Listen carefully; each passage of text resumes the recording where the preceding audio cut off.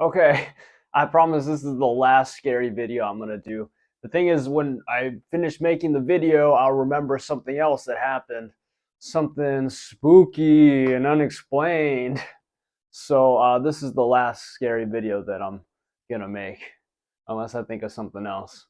But in this continuing with the spirit of October and the spirit of Halloween, I want to talk to you guys about the time I had a resident who thought she was demonic possession. She was demon possessed.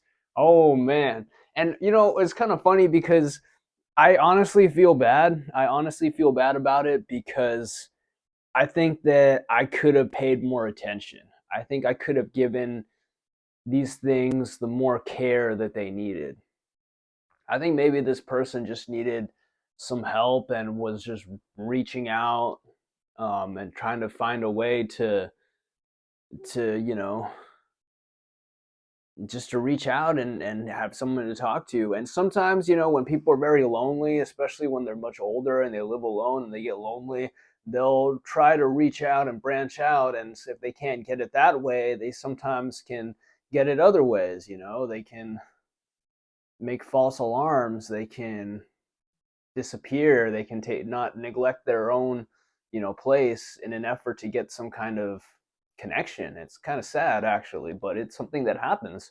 But anyways, that's what I thought was going on. And there was a resident who was completely terrified of her unit. And what happened was, I had gotten to this property, I had barely taken over, and this stuff was already going on.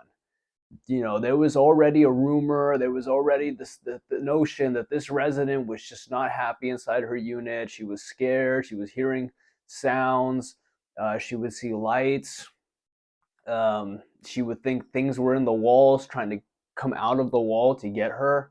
And there would be a lot of calls about this. So when I had gotten there, this was something that was already going on.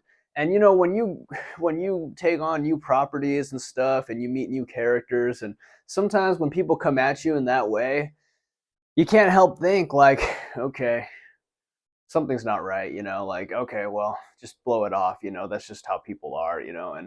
And I think that maybe if I would have paid more attention, then I guess I could have helped more. But she would even come to me and tell me that she was scared of being in her unit. And one time too, I found she was in her car. And it was like, late at night. And I thought it was a homeless person. So I came to tell them to leave, but it was her in her car. And I said, "What are you doing in your car?" And she says that, "Oh, I can't go in my unit. It's scary in there, or something's going on in there." And I was like, "Oh God," so and then what would happen was that she would disappear too. She would disappear for days at a time, and the police would come looking for her, and they couldn't find her. And then they would find her somewhere far away. So she was very troubled, and she would consistently say that there's like a demonic force in her unit. There's a demonic possession that's trying to take her over. That's the cause of all these problems that she has in her life. So and then eventually she had to move on. She couldn't stay by herself anymore. I think she started like a fire or something like that. There was like a big incident or something. So the unit became empty for some time, and we had to go and take care of the unit. And that's why I kind of say that maybe I should have cared more and I should have paid attention more, because once I entered the unit, I realized that I had never once stepped foot in there. This whole time that this lady was complaining about a ghost in her unit, we kept sending her to the social worker, and we kept having her family come and talk to her, and then we would talk to her. We never once actually went in there to see if there's a freaking ghost in the unit.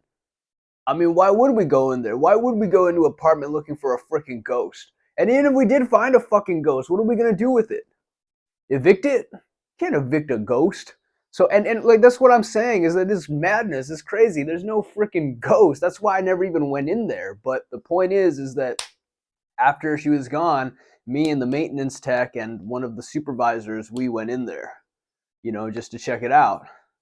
Obviously, because we had to see what kind of damage we're looking at and see how we're going to rent it out to somebody else. But we went in there, and son of a bitch, I couldn't help feeling just a little bit bad. I couldn't help feeling a little bit bad because she would literally come in and complain that the ghost was throwing her up against the wall, was knocking all her shit over, was cutting her up, was bothering her, would not give her any peace. And this lady, she was an older lady. She was like, 80, 90, moved pretty slowly, didn't have a lot of, physical strength. Older, a senior citizen, right?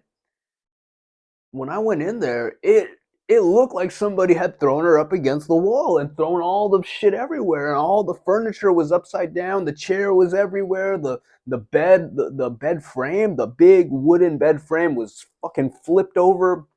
The mattress was over there. There were writings on the walls. There were Bible pages that she had cut out that put all over the walls. And there was pictures of Jesus, like the little cards that they give you, pictures of Jesus on the walls, pictures of Dalai Lama on the walls.